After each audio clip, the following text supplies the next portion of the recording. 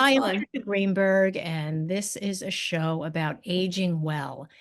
Today, my guest is Lucille Maddalena. She's an executive coach and author of the book Moving On By, Harnessing My Sled Dog's Team's Instinct to Win. Lucille has a doctorate in human communications and labor education and works as an executive coach and consultant in many areas of business and community. Welcome, Lucille. Glad to be here. Thank you. So, there's so much to talk about because we're talking about dog sledding, teamwork among dogs, um, executive coaching, and teamwork among people. And as you know, this show is mostly devoted to aging well and things we could do better with our lives as we age. So I think this plays a role in people's lives at any age. But I want to start out with, how did you come to research this topic? Well, I don't know if research is the right Okay. word because it's more like live through the Yeah. topic. Hmm. I had started my business and we were newly married, and my husband's a city boy, never had a dog, and I'm a country girl. So we moved out to the country where there was a lot of snow. We got one dog and we needed a second for companionship, but we couldn't pick out from two. So we wound up bringing two more dogs home, which means you have three dogs and you Wow. cannot walk three dogs with two people. Right. So we found that in our community, because there's a lot of snow, people use sleds. They put the sleds behind the dogs, and that the dogs run and get the exercise. And we needed the exercise too. So Sure. this gave us an opportunity to get out and have fun and be with the animals. And it was a break from being in the office all day. And it was exciting, just exhilarating. So you got dogs for pets, for companions to have around the house. And then we all do this. We get a dog. We don't want the dog to be alone. We get another dog, hoping the dog will play with the other dog, but both dogs want your attention. Then you get Yes, a third dog thinking they'll turn into a pack and be on their own. And then all three dogs want your attention. that's right. And they're just so lovable and become part of the family. Um, so this became sort of a, just driving the dogs on sleds just became a hobby or something that, Bit more than a hobby because it's quite okay, an investment. There's a lot okay, of equipment that goes by, but I have to go back to the point of three dogs. You do know what three dog night stands for, don't yeah, you? yes. It's so cold. Well, I did not. Now that we were living in this cold area, when I heard the song and finally realized three dog night means it's so cold that you have to have three dogs in the bed to keep you warm, it just sort of all fell into place. But we needed a way to transport all the dogs. And we need the sleds. We need all of the equipment. So it was quite an investment. And so it becomes more than a hobby. It's like any athletic endeavor. When you want to do something well, you have to learn how to do it. And you Hmm. need mentors. And that's where the bridge starts coming into what I do for a living as an executive coach. I recommend that everyone I coach has a mentor within that company because you need to learn. You need a role model. You need someone to be there and advise you. So in our sport, in our hobby, we look for people who were proficient and had the experience to be able to help us train the dogs and learn how to keep ourselves safe. And it's all about teamwork because as you get more dogs and put them on the sled to pull the sled, they have to work together. Hmm. The right dog has to be in the right place on the sled. In my book, you can take a test to see where you would be if you were a sled dog. Oh, how What fun. Oh, how fun. Yeah. it is fun because it makes so much sense. I get so many emails and notes from people who have said, when I did this, I saw myself in that space and I see why I'm in that space at work. And it makes sense to me. And now I'm more comfortable with myself because this is where I belong. And I can contribute Amazing. more. Amazing. Now, we always associate, because we look at dog sledding and mushing in Alaska, right? That's like what's renowned, and these big long 1,500-mile races like the Iditarod and the Yukon Gold. And we associate those with huskies. And when I went to Alaska and drove a dog sled, I want to let everybody know I did that at about uh, uh, 15 years ago, maybe 16 years ago. We always think it's just huskies. And then when I got there, there were pointers, there were other dogs. So when you got your dogs, you didn't get your dogs with dog sledding in mind. What breed did you start with? We went with Alaska Malamutes. We Oh, just okay. they're a big dog. So with them, they're more of a freight dog. They're a slower dog. Okay. And I don't use them on the Iditarod because Malamutes are a little bit finicky. They Okay. unless they're well trained, they don't get along well with other dogs, other breeds. Okay. And the Alaskan dogs, which you saw was a combination. They weren't one breed. Right. They breed them for endurance. They're dogs. The Alaskan dogs that live in the work on the Iditarod or work in Alaska live longer. They live 15, 18 years is an average because Wow. they're so Wow. healthy. They're fed Yeah. so well. They're exercised. They're loved. They've got everything they need. So I would love to have our dogs live that long. Yeah. And the ones that we raced were so healthy right to the end, right until they reached their time. And it was wonderful to see them not be overweight, to see them active. And that's what, and we were too. We lost weight. We went out and exercised. We could run 10 miles. You have to run 10 miles because when you're behind the sled, if you ran a team, then you know you're working the whole time. You're Oh, holding up, sure. you're pumping and you're pushing, especially when you go uphill. You want to keep the weight of that sled off the dog. So you're working hard. Same thing when you're working with a team. In any type of project, you want to be part of that team. You want to contribute. And that's what it's all about. That's why there's that correlation between any type of team exercise and what we do at work. We're still people. We still need the connections. We need the relationships. We need the support. You know, I lifted from some of your material where you say there's an element of dog sledding that mimics life's antics. Don't you think that's true? It's Because so true. It's so true. You know, you get with a pack of dogs and you think they're the leader, you're the leader, and then some of them want to do some of the things they want to do without asking or just to buck the system, which is what people do as well. So, exactly. I have a lot of questions about this. So when the dogs are trained, are you alpha? Do the dogs know you're in charge and you're the boss, or is that something you have to constantly be corralling them in when training and running them? No, they know I'm the boss. Okay. They, but they also know they're a team, and they know that if they give me a signal and I don't see it, they will keep giving me that signal until I see it. They're alert. It's great. Have you ever gone into an area where you don't know anyone, or in business, in a meeting? With the dogs, they're on the front. Remember, you're in the back. You're not standing up front shouting. You're in the back. They have the lead. You watch their fur, you watch their tails, you watch their eyes, and they are seeing and hearing things that we can't see and hear. They're Mhm. an early warning system that something's coming. You better prepare. Wouldn't you like to have an early warning system for yourself? That this may happen, you better be prepared. So by watching them, they are taking the lead. We are responding to them. So it's definitely a give and take when you're on that sled. Just like it is in our relationship with the dogs. You let them, these big dogs, sit in your lap sometimes. You sit on the floor to pet them sometimes.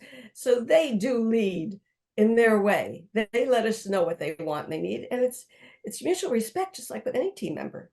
But You they're respect, leading to look out for you. They're not leading to take over, right. They're right? leading. Which is a Well, very different dynamic and than, they're also they want to take care of themselves as well. oh, sure. Hmm. So we have to remember that element that they're animals and they're living in their own environment. So yeah, they don't want to take over. Well, I can't always say that's true with the mouth.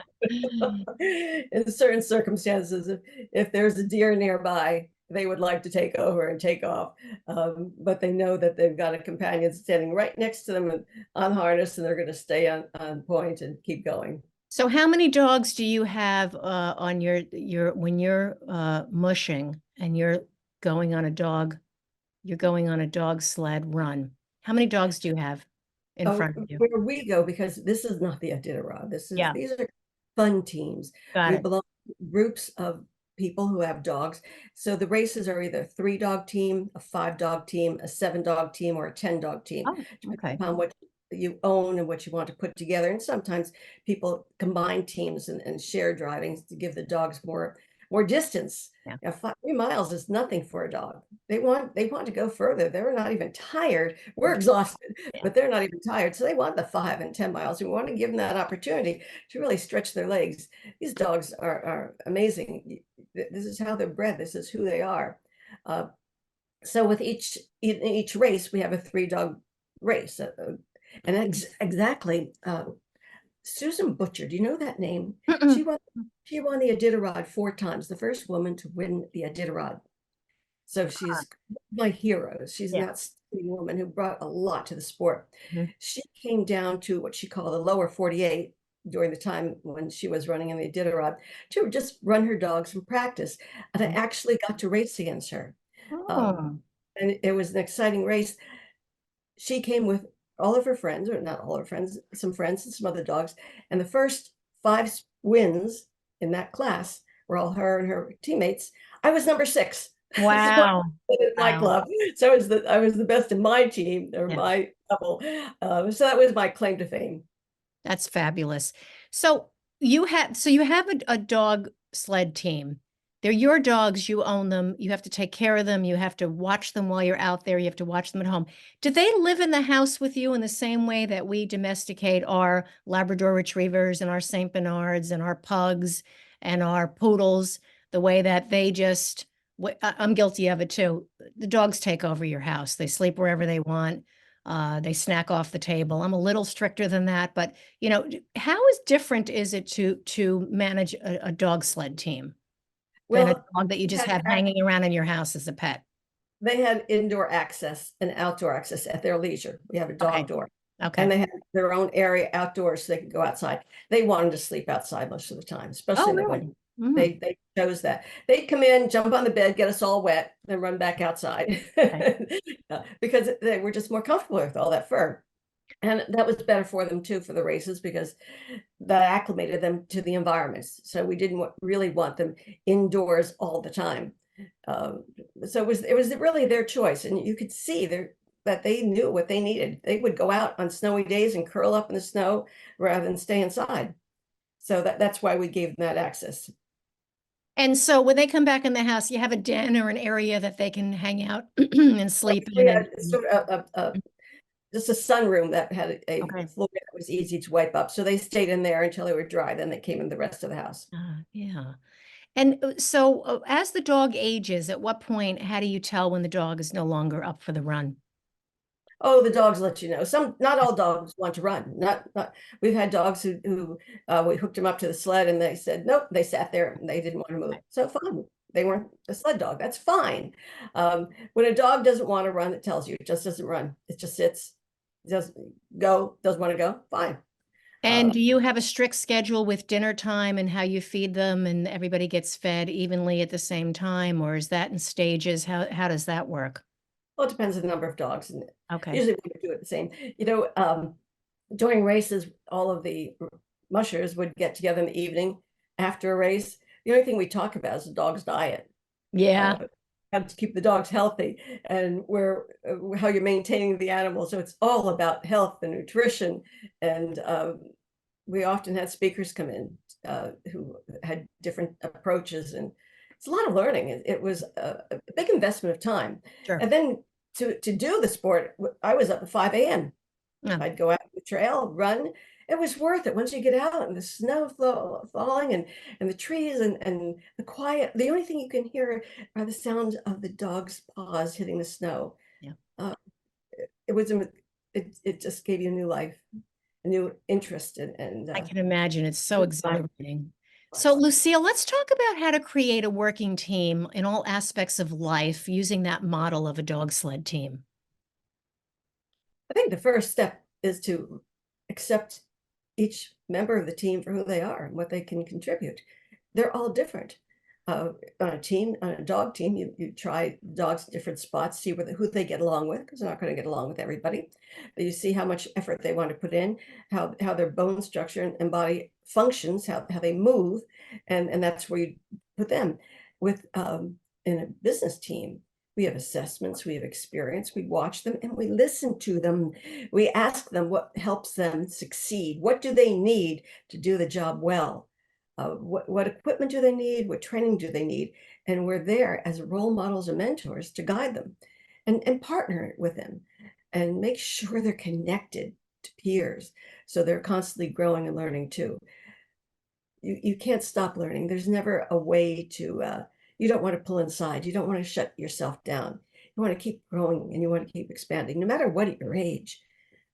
There's always something new. Absolutely. Lucille, what do you say to those who feel they are not being heard or respected? And this is very common among the aging in the workforce. It is. Well, I've had people who were brilliant, who sat in meetings, gave an idea, and then sat back. And because they sat back, someone else took that idea, ran with that idea, got the credit for the idea, got the project through. They would pull themselves back. They allowed themselves to listen to others, which is the right thing to do, of course, but they didn't stick with their theme. They didn't Right. project. They didn't communicate. They didn't package the information in a way that others can really absorb. And I think what we do as we get to a certain point, we get satisfied that we know what we want to say, we say it, and we wait for the feedback. And maybe before that feedback occurs, we have to be a little bit more engaging. We have to figure out who's listening to us and present the information in a way that they can accept it from us and realize the value that we add to make it better. That we're only giving the surface of the information. There's a lot more behind that. And we have to take the risk of reaching out and expressing ourselves.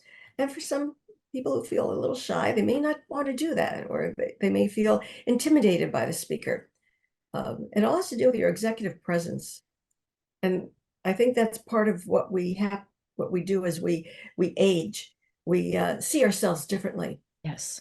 And I think what we have to do is sort of recreate ourselves in our new image, but still find that power and that passion that we had as youth, and project that, share that, because we're role models. The older you get, the more important you are to those who are coming after you. That's your legacy. You know, Absolutely. in every company, if you want to be a successful business person, you have to have followers. How do you get followers? By developing others. Then they follow you. Well, as you develop others, you develop a bench of qualified people to replace you so you can move up. Well, that's what we have to do as we age. We have to create that bench. We are children, the people we support, the groups we work with. That's our bench. That's our legacy. And that's what we have to be proud of. Absolutely. I talk a lot about in my work how as we age, and those of us who grew up in the 60s and 70s in particular, we remember when aggression was king, right? The most aggressive person in the room got the prize. Aggressive behavior, there was this belief that you have to be aggressive and you have to be hard and you have to knock people over to, get where you want to be. And we know that that turns on you at a certain point. When you get older in your 50s and 60s, no one wants to be around that. And you walk into a room like you own the place, you're not making any friends. And I think there's a shift in that, both personally and professionally, in the way people are behaving, especially out as they age.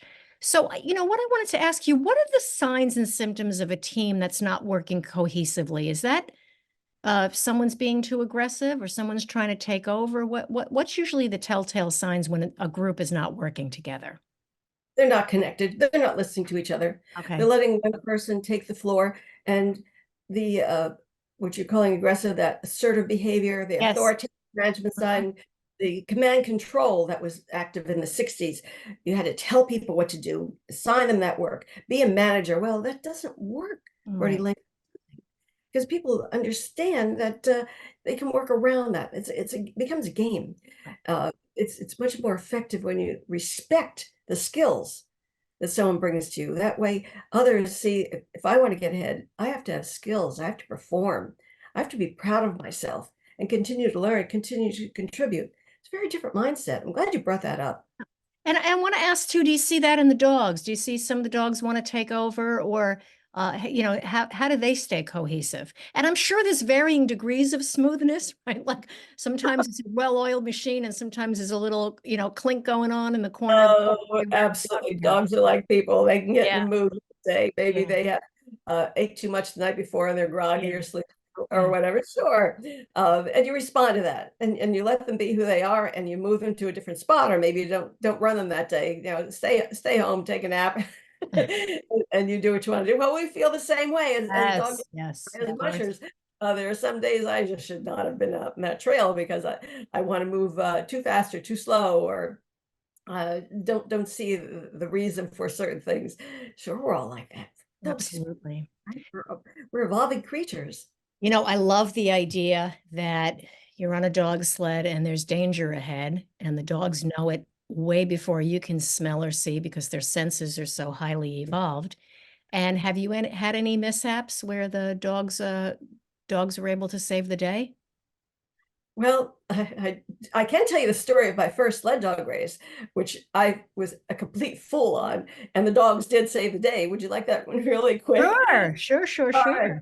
sure. It was a really snowy day, and I was out with with a small team. The very first race that I'd done a lot of practicing with this team, so they were really good. Well, we took off from the chute, and it's a time chute, 3 minute Oh, interval. So you okay. catch up to the team in front of you, or maybe you pass them if you're fast enough. So I took off beautifully, and we went under a canopied area, heavy trees. So I couldn't see a thing because as soon as we went out from under the trees, it's bright snow. Yeah. So you just can't see. Startling, sure. Hmm. Dogs' tails were up, so I knew something was going. All ears were forward, so something was definitely ahead of me, but I couldn't focus on it yet. As we kept going and the dogs were picking up speed, I began to see in the hill in front of us was another team. We had caught up to our first team. I was really excited. My very first race, I caught it, made up that 3 minutes right off the bat.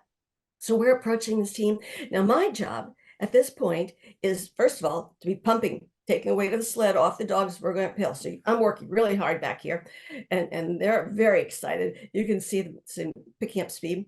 And I have to give one command, and that command is on by. It tells the team in front of me, the driver, I'm going to pass you, and it gives the lead dog the point, the time to get off the nice hard trail, go around, maybe a little sloshy trail, pass that team, and then regain the trail. Well, as we approached this driver who was up the hill, I called out, "May I pass you?" I asked him for permission to beat him. What an idiot. Anyway, my sled dog, my lead dog, was a really cute little thing. She turned her head mid-stride for just a brief moment to remind me that was the wrong What are command. you, crazy? Exactly. I got that look, just that look real fast. She turned back, dropped her haunches, spread her legs, and was ready to take off as I shouted on by. Oh, And we funny. beautiful cats. But it is that dog taught me. But you know what I did? I was under a moment of pressure, and Mhm. I resorted to what I've been doing every day at work. You're in the hallway. May I pass you? I used the language of Right. work. I didn't use the language of the dogs. I wasn't with them at that moment mentally. And that tells you a lot because there are times when you're out in a project or you're working with a team, and maybe you're mentally not with that team. Maybe you're distracted and thinking about something that happened somewhere else in a different environment or with different people. And you got to bring yourself back and really contribute to that team if you want to help them to win. Such a beautiful analogy is that we have to assess the situation, read the room, read the people, read the dogs, read the environment, whatever it might be, and respond accordingly. So that's a very, very profound thing to think about. You know, It- Lucille, not everybody can leave their homes and certainly not their jobs. What are some coping mechanisms we can take away when we're faced with sort of that uneven balance at home or in the workplace, where we're not getting our voice heard or we're not getting where we need to? What are just one or two, maybe three quick tips on how to balance yourself in that environment? Well, you don't always have to get out thanks to the internet. Yes. There are programs, there are groups that are only on the internet. If you feel secluded, if you feel away from people, connect on the internet. Please do it. There are so many exciting groups out there and so many ways to be rejuvenated, to be Yes. reminded of who you are, to use your brain to really push yourself.